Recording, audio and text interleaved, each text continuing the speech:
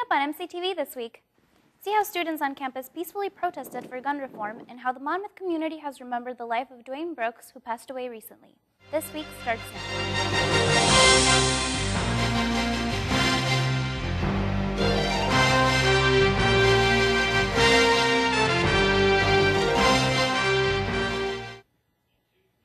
Hello and welcome to MCTV this week. For Denzel Johnson, I'm Lily Guillen. This morning, the MC community participated in the National Walkout for Gun Reform with a die-in. At 10 a.m., students, faculty, and staff gathered in front of Wallace Hall to remember and silence the victims of the Stoneman Douglas High School shooting in Parkland, Florida, and to peacefully protest for gun reform. Due to the fact that more than 1,600 mass shootings have happened in the United States since the Sandy Hook Elementary School shooting, the die-in lasted 16 minutes. Counter-protesters joined at one point, holding up signs in favor of the Second Amendment. After the 16 minutes of silence, students approached the counter-protesters and were able to have a respectful conversation about their differences in opinion. The college's Secret Octopus Society organized this event through Facebook. The Monmouth community was saddened by the passing of Dwayne Brooks at the end of February. People from Monmouth, the college, and from far and wide gathered at the Rivoli to show their respects for Brooks. His loved ones and friends all brought dishes and volunteered as servers at the reception. The Brooks family was acknowledged as the Family of the Year at Monmouth College in 2014. One Monmouth College alumni, Kenny Morris, talks on how much Brooks affected his life personally and professionally from his experience in college and in the working world. I keep telling myself, I don't want to be selfish because I want him here, but I'm also thankful that I had opportunity to, have him in my life and to see how he's impacted other people's lives. And I think that's what I want for myself when it's my time. I want to have that same type of impact on others. The success of the Marvel film Black Panther has brought mainstream attention to African and African history. On the Tuesday before spring break, as a part of Black History Month, human potential specialist Brian K. Smith spoke on Black history before and after Black Panther. Smith spoke about African history and related it to the Black Panther movie by highlighting that Africans were indeed advanced in technology and knowledge. He also made mention of brave female warriors in Africa. Well, basically, Hollywood has gone to this idea of trying to, what we call, whitewash Africa. So all of the civilizations that were great and ancient and African are being given credit to white people as being the people who created things like the pyramids, or sometimes they even say aliens created it, rather than to say that Africans created them. If you would like to learn more about Brian K. Smith, you can go to smithcan.com. Confucian China and its effect on the world was the topic of this year's Sam Thompson lecture.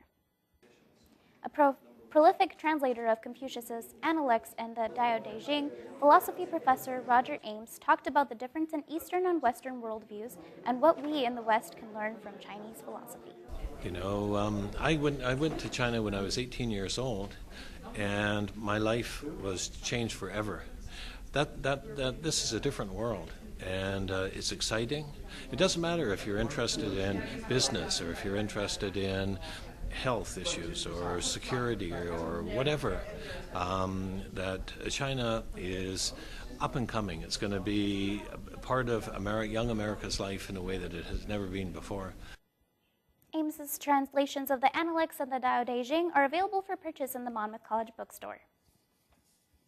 What would you do if you and your friends were trapped in a room? ASAP gave students a chance to try it out. An escape room is a large interactive puzzle where a group of people work together to find their key to get out of a room.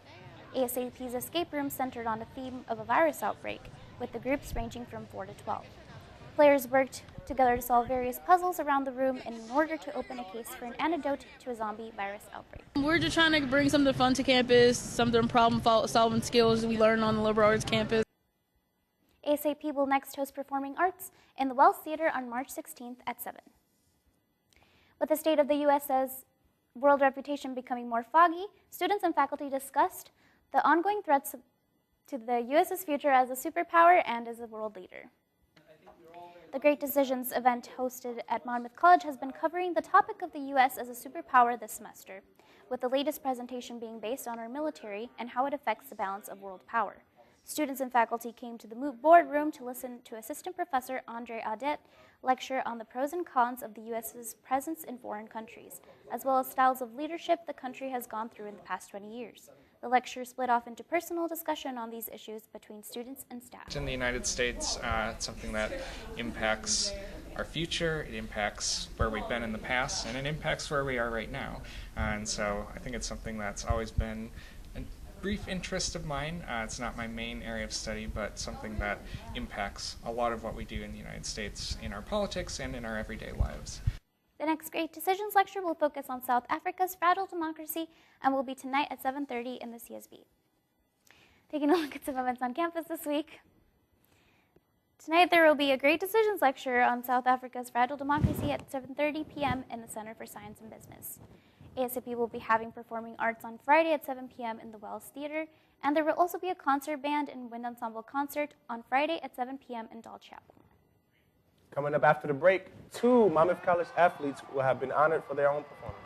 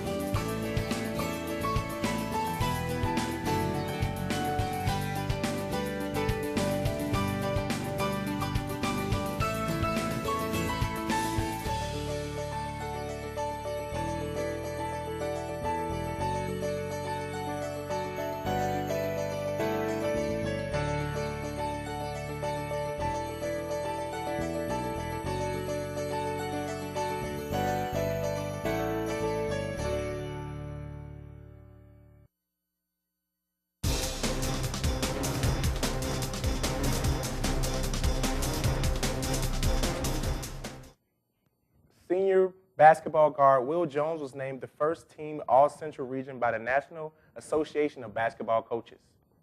Jones is the first Fighting Scot named by the NABC as an all-region performer. Jones holds program records for 98 games played, 171 steals, and 83 career double-figure games, finishing his career with 1,492 points. This puts Jones third on Monmouth College all-time scoring list, just 7 points shy of number 2. Jones joins Andrew Madison, who earned third-team All-Region honors from D3Hoops.com in 2015, as the only men's basketball Scots to earn All-Region status. Senior pole vaulter Dan Evers became Monmouth's 11th NCAA Division III track and field champion Friday evening and set a Fighting Scots program record in the process. Evers earned his first national title after clearing 17 feet 7 1/4 inches, nearly a full inch higher than his previous indoor lifetime best, and just 6 inches short of Division III record.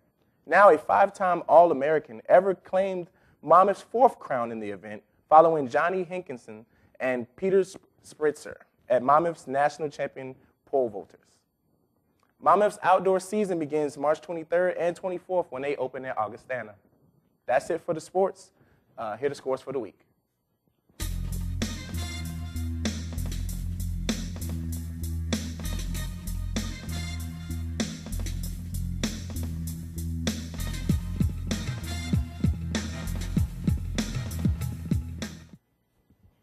That's it for MCTV this week. I'm Denzel Johnson. Make sure that you tune in next time for a new edition of MCTV This Week. And I'm Lily Guillen, and you can also watch us on the web by going to monmouthcollege.edu/MCTV. See you next time.